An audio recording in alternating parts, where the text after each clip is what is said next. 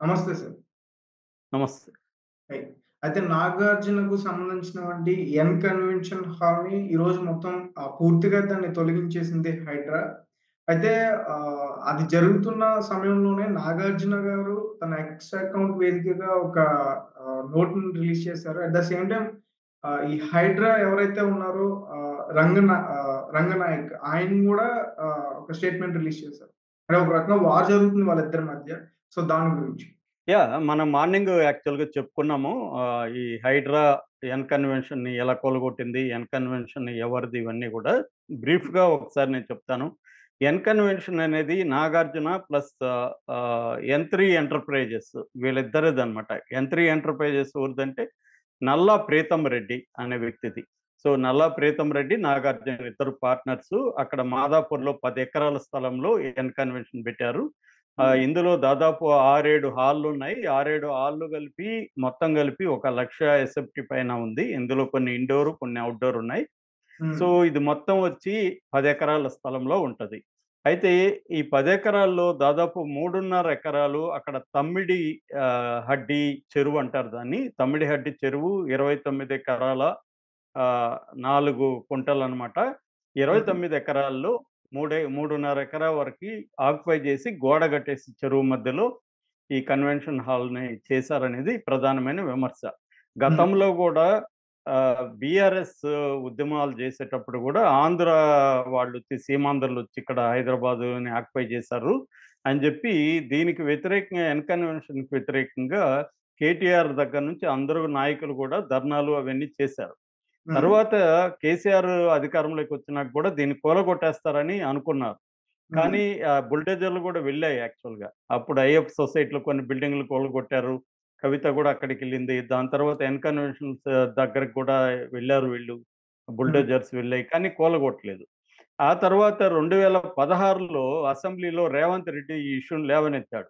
హ్మ్. లేవనెత్తి ఎందుకు మీరు కూలగొట్టలేదు? మీరు ఏమన్నా అండర్‌స్టాండింగ్‌కొచ్చారా? అనేది గూడా ఆయన ప్రశ్నించాడు. అవును. సో, అప్పటి నుంచి కూడా రేవంత్ రెడ్డి ఈ విషయం మాట్లాడుతున్నాడు. సో, దాని తర్వాత ఈ 10 ఏళ్లలో ఇటు ఎన్ కన్వెన్షన్ గావచ్చు, పద్మాలయ గావచ్చు, ఇటు రామోజీ ఫిల్మ్ సిటీ గావచ్చు, వీటి జోలికి కేసీఆర్ ప్రభుత్వం వెళ్ళలేదు. అందరూ గూడా ఏమనుకున్నారంటే వీళ్ళేదో కుమ్మక్కయ్యారని అందరూ అనుకున్నారు. అయితే హ్మ్. ఇప్పుడు రేవంత్ రెడ్డి వచ్చినాక హైడ్రా అని మన Hyderabad disaster response and asset monitoring and protection agency అనమాట. హ్మ్. హైడ్రా అని ఒక కొత్త సంస్థను ఏర్పాటు చేసి హైదరాబాద్‌లో దాదాపు 56 చెరువులు ఆక్యుపేషన్‌కి గురైనాయని చెప్పి నేషనల్ రిమోట్ సెన్సింగ్ సెంటర్ హైడ్రాకి చెప్పిందనమాట. మొత్తం మ్యాప్ సాయంతో గూగుల్ ఎర్త్ ఇవన్నీ సాయంతో నీట్‌గా ఇచ్చిందనమాట. అంటే హ్మ్. శాటిలైట్ పిక్చర్స్ ద్వారా. ఈ 56 చెరువుల ఆక్యుపేషన్‌ని ఇప్పుడు హైడ్రా అనేది క్లియర్ చేసుకుంటా వస్తుంది. అది టార్గెట్ హైడ్రాకి. సో, హ్మ్. ఇప్పుడు ఇక్కడ అట్లాంటి 56 చెరువుల్లో ఇదొకటనమాట. దీంట్లో 2 రకాలుంటాయి. ఒకటి ఎఫ్‌టీఎల్ అంటారు. ఎఫ్‌టీఎల్ అంటే లెవెల్. ఫుల్ ట్యాంక్ లెవెల్ అంటే ఆ చెరువుకి ఫుల్లుగా నిండితే ఎంత విస్తీర్ణంకొస్తదో ఆ విస్తీర్ణంలో ఎక్కడ గూడా కట్టకూడదు. తర్వాత బఫర్ జోన్ ఉంటది. అంటే కొద్దిగా ఒకవేళ ఫుల్ ట్యాంక్ నిండి కొద్దిగా పక్కకెళ్ళాలంటే గూడా కొద్దిగా బఫర్ జోన్ వదిలిపెడతారు. హ్మ్. బఫర్ జోన్‌లో గూడా కట్టకూడదనమాట. అంటే ఎఫ్‌టీఎల్ లెవెల్‌లో బఫర్ జోన్‌లో కట్టకూడదు. అయితే ఎన్ కన్వెన్షన్ కట్టారనేది ఆరోపణ. దాంతో ఒక కొద్ది రోజుల నుంచి ఎన్ కన్వెన్షన్‌ని కూలుస్తారనే వార్తలైతే లీక్ ఇచ్చారు మనకి. హ్మ్. ఆల్రెడీ కేటీఆర్ ఫార్మ్ హౌస్‌ని కూడా కూలగొడుతున్నారు. బట్ కేటీఆర్ అది నాది కాదు మా ఫ్రెండ్‌ది. అయినా కూడా ఆక్రమణ జరుగుంటే కూలగొట్టొచ్చు అని చెప్పాడు. అట్లాగే కాంగ్రెస్ వాళ్ళవి కూడా చాలా ఉన్నాయని కూడా కేటీఆర్ అన్నాడు. ఈ హ్మ్. కాంటెక్స్‌లో ఈరోజు మార్నింగ్ నుంచి దాదాపు 500 మంది పోలీసుల ప్రొటెక్షన్‌తో 10 బుల్డోజర్‌లెళ్లి ఈ 3.5 ఎకరానైతే నేలమట్టం చేసేశారు. హ్మ్. దాంతో నాగార్జున రియాక్ట్ అయ్యాడు. అసలు నేను ఒకే ఒక సెంటు కూడా ఆక్యుపై చేయలేదు. అదంతా పట్టా ల్యాండు. హ్మ్. కోర్ట్ కూడా గతంలో స్టే ఇచ్చింది నాకు. స్టే ఉన్నప్పుడు ఇలా చేయడం కరెక్ట్ కాదు. నేను చాలా బాధగా ఈ మాట చెప్తున్నాను. అందుకని నేను లీగల్‌గానే దీన్ని తేల్చుకుంటా అన్నారు. మధ్యాహ్నం లంచ్ మోషన్ పిటిషన్ ఆయన హైకోర్ట్‌లో ఏసాడు. హ్మ్. జడ్జి కూడా ఇమ్మీడియేట్‌గా దాన్ని స్వీకరించి ఇమ్మీడియేట్‌గా స్టే ఇచ్చారు. కానీ స్టే ఇచ్చే టైంకే ఇది మొత్తం మొత్తం వీళ్ళు గీకేశారు. నేలమట్టం చేసేసారు. హ్మ్. ఏదేమైనా ఇప్పుడు నాగార్జున వైపయితే కేసు ఉన్నట్టుగా తెలుస్తుంది. అయితే దీనికి సమాధానంగా హైడ్రా కమిషనర్ ఏవి రంగనాథ్ గారు మీడియాకి చెప్పారు. ఆయనేం చెప్పారంటే, అసలు దీనికి జీహెచ్ఎంసీ పర్మిషన్‌లే లేవని ఒక బాంబు పేల్చాడాయన. అసలు మనలాంటి వాళ్ళకి డౌటొచ్చేదేంటంటే, జీహెచ్ఎంసీ పర్మిషన్ లేకుండా కరెంటోళ్ళు పవర్ ఎలా ఇచ్చారు? వాటర్ బోర్డోళ్ళు సప్లై ఎలా ఇచ్చారు? మిగతా డిపార్ట్‌మెంట్స్ దానికెలా అవును. అనుమతులిచ్చారు మరి? యాక్చువల్‌గా రంగనాథ్ జెప్పేదానికి, నాగార్జున జెప్పేదానికి తేడా ఉంది. నాగార్జునేమో దీనిపైన స్టే ఉంది. మాది పట్టా ల్యాండు. నేను ఒక సెంటు గూడా ఆక్యుపై జేసుకోలేదని నాగార్జున జెప్తున్నాడు. ఏవి హ్మ్. రంగనాథ్ హైడ్రా కమిషనర్ ఏం జెప్తున్నాడంటే, ఇది ఎఫ్‌టీఎల్‌లో అంటే ఫుల్ ట్యాంక్ లెవెల్‌లో ఒక ఎకరా 12 కుంటలు ఆక్యుపై చేసుకున్నారు. తర్వాత బఫర్ జోన్‌లో 2 ఎకరాల 18 కుంటలు, టోటల్‌గా 3 ఎకరాల 30 కుంటలు ఆక్యుపై చేసుకున్నారని చెప్తున్నారు. హ్మ్. అట్లాగే స్టే లేదని చెప్తున్నారు. జీహెచ్ఎంసీ పర్మిషన్ లేదని చెప్తున్నారు.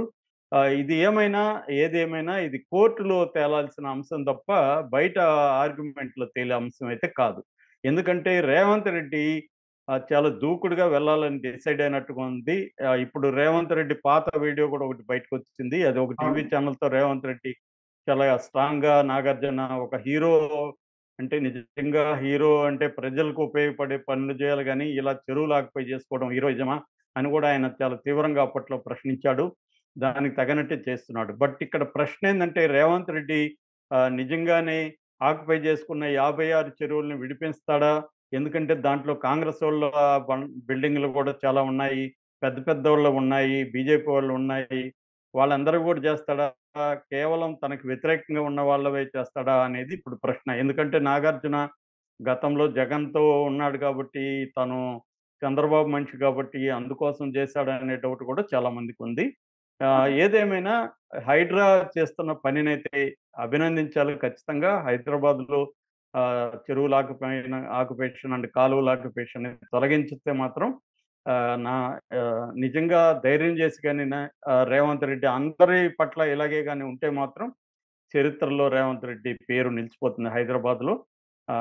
ఇది ప్రజలు గూడా హర్షిస్తారు. కానీ దీంట్లో అనేక సమస్యలు గూడా వస్తాయి. పేదలు, మధ్య తరగతి వాళ్ళు గూడా ఇబ్బందులకి గురవుతారు. ఎందుకంటే వాళ్ళకి ఎఫ్‌టీఎల్‌ల బఫర్ జోన్ తెలియక వాళ్ళు కొనేసుంటారు. సో, హ్మ్. రేవంత్ రెడ్డి మరి ఏం జేస్తాడనేది మనం చూడాలి. అట్లాగే నాగార్జున కోర్టు ద్వారా దీన్ని ఎక్కడి వరకు తీసుకెళ్తాడనేది గూడా మనం చూడాలి.